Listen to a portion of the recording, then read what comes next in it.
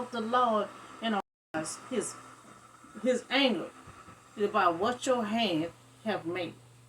So no, Moses know, that the Israelite, in spite of all they have seen of God work, see, they seen all God power, they seen all the work, they seen what God did to their ancestors, but they still want to be a sitting at people, so God worked, so they were rebellious at heart. Moses said they deserve God punishment. Now Moses said they deserve God punishment. Although, they often receive his mercy instead, we too are still bound and rebellious by nature. So they no matter how God and Moses talk to them, you know, they just like the ancestor, and the ancestor was just like the other ancestors. And it just go on and on. So now it's time for Moses to depart. So he had to get Joshua, got to prepare Joshua. Too, God predict the Israelite will rebel against him, and he will put disaster on them, and they're gonna realize that God is not with them.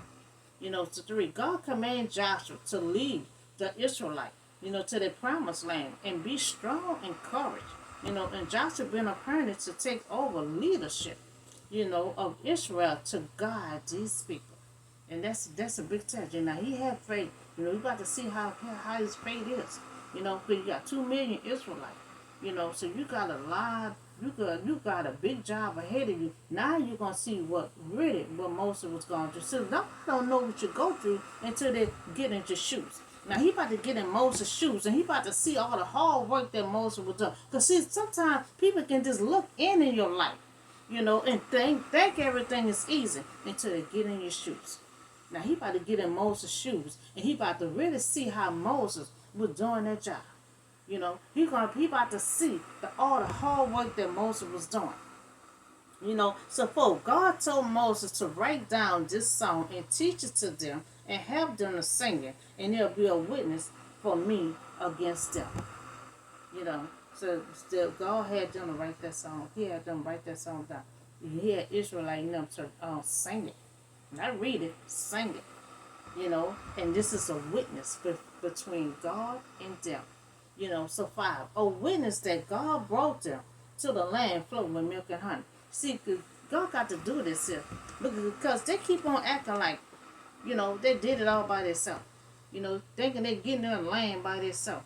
So that's why God got to have a witness. God said, I brought you to this land. I'm giving you this land. You ain't getting in this land by yourself. I brought you out of slavery. I'm giving you this land. So I need you to remember, that you're not getting this land by yourself. So six, Moses finished writing in the book of the law from the beginning to the end. So also, I command the Levites to be the only one, to carry this off. This covenant. And then Moses, when he finished that book, he placed that into that ark. And nobody but the Levi is the only one to touch this ark. They're the only one to touch it, the only one to carry. Nobody else cannot touch or carry this ark. Now the book of the law will be placed inside the ark of the covenant of the law. It will remain as a witness. A witness from God to the Israelite. To let them know I brought you out of slavery and I gave you this land. So Moses would be deported. Joshua is taking leadership, to lead the Israelite, to their promised land. So we talk about we talked about Joshua to succeed Moses.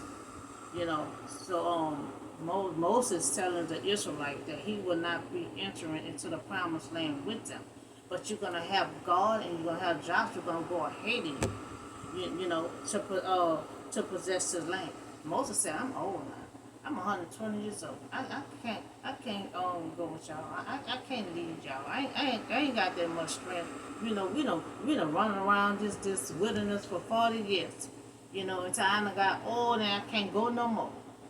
Also God said I cannot enter their land with y'all. So he letting them know, and he summoned Joshua. He's telling Joshua to be strong and be courage because he's gonna be the one to lead his land. And now he also telling them every 7 years the priest will read this law. You read this law to everybody in the neighborhood, to children, the men, the women, and they're also training these children as young. God wanted the children to sit right there and hear that too. He wants them to learn how to fear the Lord. So we talk about that. We also talk about how God predicted that the Israelites will come against him. They're gonna be worshiping other gods and stuff. When God had told them, do not worship no other gods in this land. So they're getting it, they're gonna be entering into this land and they're gonna get beside themselves. That's why God did a covenant, a witness, that He brought them out of slavery. He given them this land. But they keep on forgetting. That God is someone giving this land due to your ancestors. So he represent Joshua, that he gonna lead these people, to their promised land. And Moses telling them that he was not. He will not be going with them, that God and Joshua were going to go ahead of them to possess this land. And Moses just encouraged Joshua to, just be strong and be courage. This is a big test that Joshua will have to deal with, a big project that Joshua will have to deal with. And he willing to do it. He didn't say no. He just got a little frightened because he's so used to working under Moses. So the Levites gonna be the only one able to carry this ark. Because when Moses finished writing that book, he placed it inside this ark, and nobody but the Levite able to carry this ark. Now that's all the word I have for you on today. Joshua will be taking leadership, and Moses will be departing. So y'all have a blessed night, and I'll see y'all on the next video.